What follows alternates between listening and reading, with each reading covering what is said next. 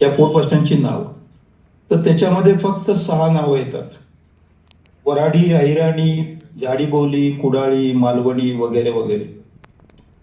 नंतर गुगलवाला पलटी मारतो आणि म्हणतो बाकीच्या ज्या आहेत त्या जातीच्या बोली आहेत.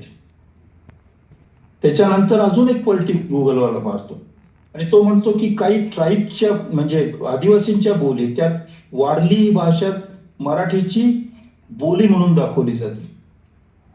वारली ही भाषा, वारली किंवा कुकणा भाषा जी गुजरात आणि महाराष्ट्राच्या सीमारेषेवर बोलली जाते डांग जिल्ह्यामध्ये, ती मराठीची बोली म्हणून दाखवली जाते. किंवा वसावी ही वसावी नंदुरबारच्या जवळपास, तर ही मराठीची बोली म्हणून दाखवली जाते. पण वसावी, डांगी किंवा वारली या आदिवासींच्या भाषा आहेत. त्यांच्या ग्रामरचं स्वरूप, त्यांच्या व्याकरणाचं स्वरूप वेगळं आहे.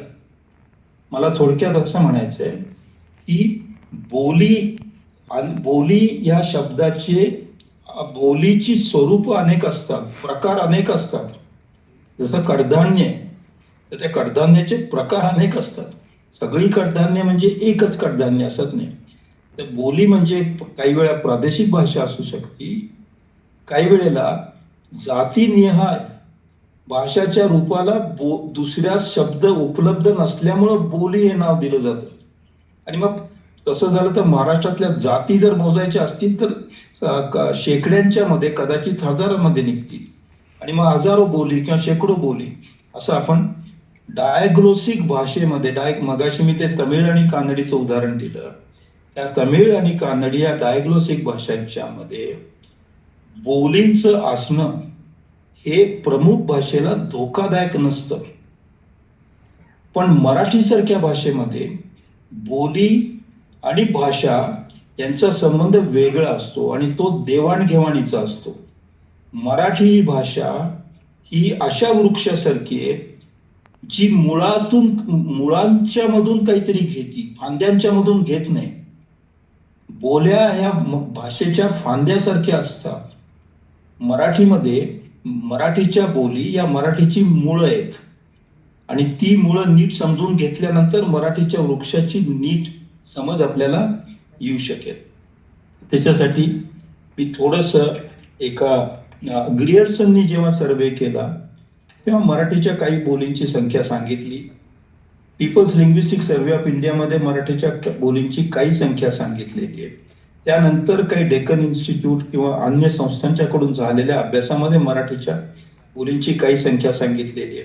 वेगवेगळ्या अभ्यासकांनी त्यांच्या चिंतनातून किंवा त्यांच्या नजरेतून बोलींची संख्या वेगळी सांगितलेली आहे. पण सरकारने मराठीच्या बोलींची संख्या निश्चित करून त्याला लेजिटिमसी देणं हे थोडंसं रिस्की काम आहे. कारण त्यातून मराठीचा वृक्ष, मराठी भाषेचा वृक्ष कदाचित डळमळू लागू शकतो. याच्यावर थोडा दीर्घदृष्टीने विचार करायला लागेल की बोलींची परिभाषा आपली काय. 3 प्रकारची परिभाषा असू शकते.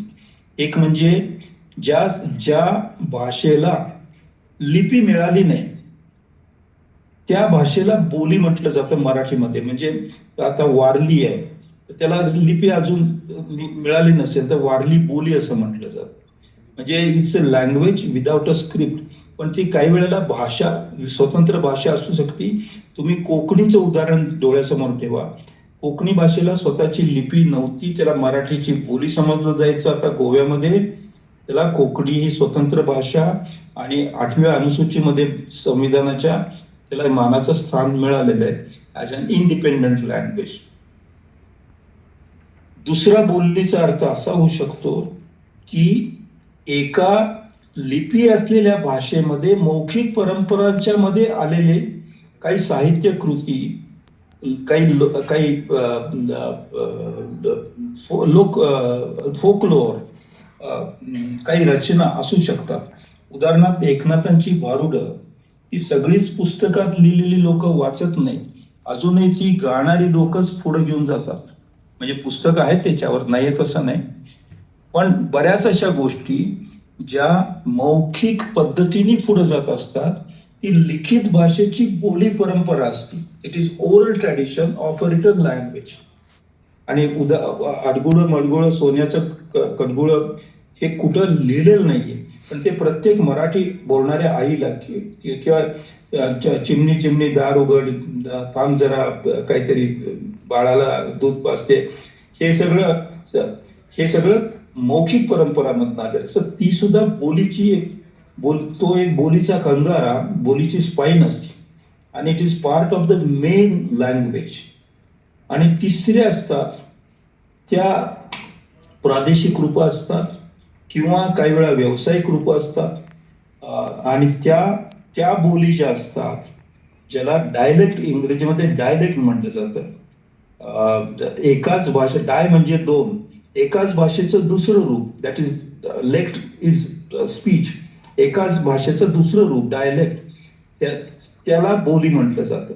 आपण जेव्हा बोलीचा अभ्यास करतो तेव्हा नेमकं काय याचाही विचार आपल्याकडे असायला पाहिजे. सगळ्याच बोली एका मोलाने मोजल्या, एकाच तराजूत मोजल्या तर, म्हणजे एखादा सोनार असेल तर तो सोनं, लोखंड, चांदी वेगवेगळ्या तराजूमध्ये मोजेल, वेगवेगळ्या वजनाने मोजेल.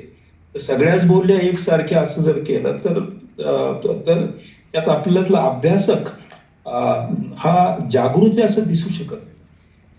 बोलीचं व्याकरण मुख्य भाषेच्या व्याकरणासारखं असतं, पण बोलीचे शब्दसंग्रह, त्याच्या म्हणी, त्याची लय, त्याचा ताल हे वेगळं असू शकतात. त्याचे उच्चार वेगळे असू शकतात, पण व्याकरण एकच असतं. व्याकरण जेव्हा थोडंसं बदलतं तेव्हा ती भाषा स्वतंत्र असू शकते. ती जरी स्क्रिप्टलेस लँग्वेज असली, ती जरी आपल्या भाषेच्या परिघातच अस्तित्वात असली तरी सुद्धा ती, उदाहरणार्थ निहाली भाषा जी बुलढाण्याची, ती मराठीची बोली होऊ शकत नाही. It's a language belonging to completely another language family. It's a language isolate. त्याची लँग्वेज फॅमिली कुठली माहित नाही आपल्याला. It's a language isolate. मी बोलीसंबंधी एक दोन पानं वाचतो एका माझ्या पुस्तकातून, आणि नंतर मला जे म्हणायचे ते शेवटची एखाद दुसरं वाक्य बोलून मी थांबतो. फिनॉमिनॉलॉजी हे आकलनशास्त्रापैकी एक महत्वाचे शास्त्र आहे. त्यात असे मानण्यात आले आहे की मानवाचा विश्वासंबंधीचा अनुभव सतत पसरत जातो, विस्तारत जातो. अर्थात बोलीभाषांचा सन्मान महाराष्ट्राने पाळणं, तो केंद्र सरकारला कळवणं हे प्रत्येक मराठी भाषिकाचं कर्तव्य आहे. आणि म्हणून सेन्सस सुधारायला पाहिजे. सेन्सस मध्ये निश्चित माहिती याची जबाबदारी सरकारने घ्यायला पाहिजे. बोलीभाषेचा अभ्यास आपण करायला पाहिजे. पण प्रत्येक बोलीभाषा म्हणजे भाषेचा नवीन प्रांत आहे. म्हणजे जसे माझी जहागिरी आणि तुझी जहागिरी यातली भांडणं जर झाली तर ज्या हेतूने भाषा जगात निर्माण झाली आहे तो हेतू म्हणजे संवादाचा हेतू हा खंडित होऊ शकेल. म्हणून मी बोलीभाषेचा अत्यंत आग्रही असताना सुद्धा बोलीभाषेचा अत्याग्रह धरल्याने काय दुष्परिणाम होतात याचा विचार करून बोलीभाषेचा अभ्यास झाला तर फार सुंदर अभ्यास होऊ शकेल या विचाराचा आहे. मला इथं बोलवलं, माझे 2 शब्द ऐकले त्याबद्दल मी मनापासून धन्यवाद देतो. थँक्यू.